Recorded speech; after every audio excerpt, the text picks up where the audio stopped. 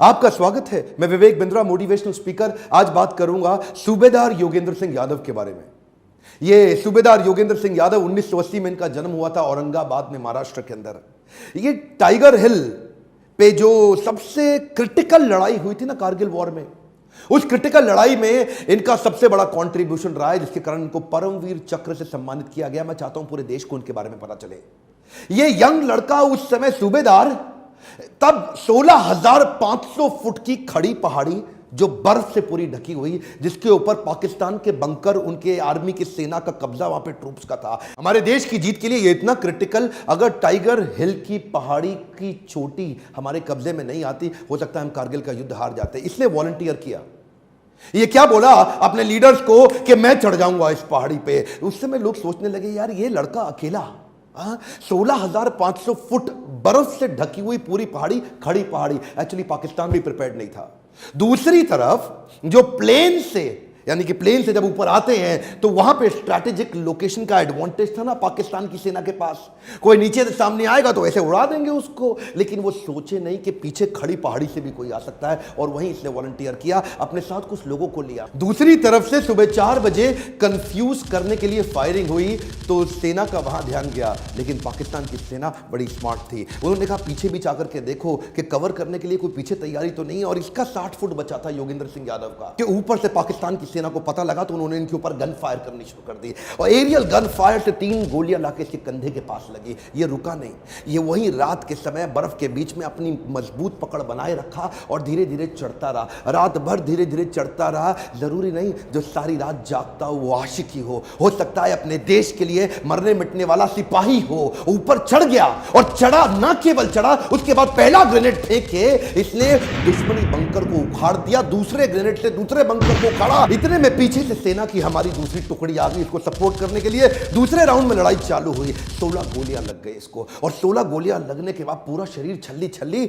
और ये वहां पे क्या बोला, कहता है दुश्मन को मारने से पहले अगर मुझको मौत आ गई तो पहले मौत को मौत के घाट उतार दूंगा। असली सिपाही देखिए वो नहीं होता है जो इसलिए लड़ता है कि सामने वाले से उसको नफरत है, वो इसलिए लड़ता है कि पीछे वाले से उसको प्यार है। परमवीर चक्र से सम्मानित योगेंद्र सिंह यादव के ऊपर ऋतिक रोशन ने एक मूवी बनाई थी अमिताभ बच्चन के साथ, लक्ष्य। और वो लक्ष्य मूवी में ऋतिक रोशन ने उन्हीं का रोल तो निभाया था। दूसरी कहानी मैं बताना चाहता हूं इयान कार्डोजो के विषय में। 71 में जब पाकिस्तान के खिलाफ जंग छिड़ी थी, उस समय ये गोरखा रेजिमेंट में मेजर हुआ करते थे।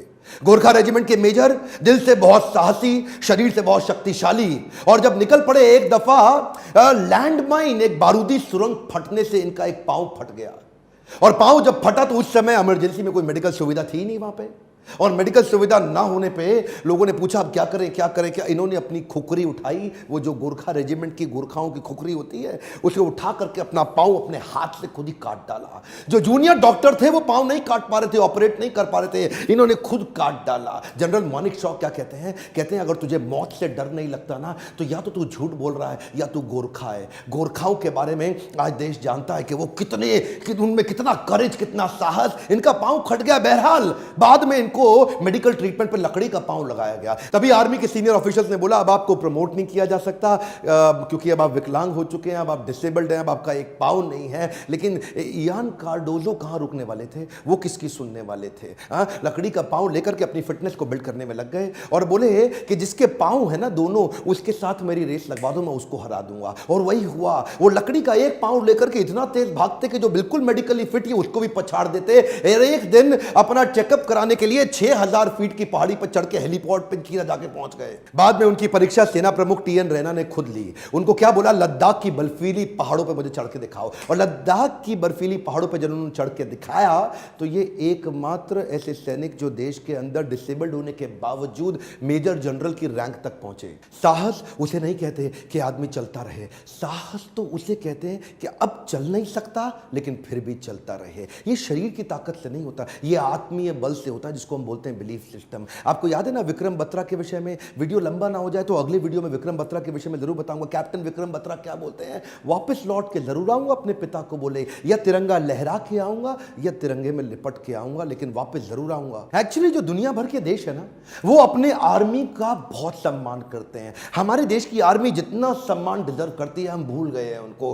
फ्रांस की आर्मी के बारे में देखिए, सेकेंड वर्ल्ड वॉर में जो लोग शहीद हुए ना फ्रांस की सेना से, ये लोग क्या करते हैं, 11वें महीने की 11 तारीख को सुबह 11:11 पे ये लोग क्या करते हैं, खड़े हो जाते हैं मौन में उन सबको याद करने के लिए जो शहीद हो गए। यानी कि पूरा देश उस शहीदी दिवस को बड़े दिल से मनाता है। कोरिया में जाइए ना, नॉर्थ कोरिया में, नॉर्थ कोरिया का जो तानाशाह है उसने 65 लाख लोगों को आर्मी की ट्रेनिंग दी अपने देश में। 10 लाख लोग एक्टिव हैं आर्मी में, लेकिन 55 लाख लोग रिजर्व, अपना काम धंधा कर रहे हैं लेकिन आर्मी के लिए रिजर्व है, जिस दिन जरूरत पड़े आ जाएं। इसे कहते हैं आर्मी की रिस्पेक्ट। आप अमेरिका में जाइए, अमेरिका में अडॉप्ट अ ग्रेव का सिस्टम उन्होंने चालू किया है कि जो भी जितने भी लोगों को जो शहीद है ना अमेरिकन सोल्जर्स, उनकी ग्रेव को अडॉप्ट करने का सिस्टम बनाया कि एक आदमी एक ग्रेव को अडॉप्ट करेगा ताकि जीवन भर उसका सम्मान किया जा सके, रिस्पेक्ट किया जा सके। हमारे देश में क्या हो रहा है, हमारे देश के जो राजनेता है ना, पॉलिटिकल पार्टी, पॉलिटिकल लीडर, उनके स्मारक तो बनाए जा रहे हैं बड़े बड़े वीआईपी। मिलिट्री लीडर के स्मारक को कोई पूछता ही नहीं, और बनता भी है तो किसी गांव के अंदर ऐसे कोने में कहीं बनता है जहां पे जाके पशु पक्षी वहां पे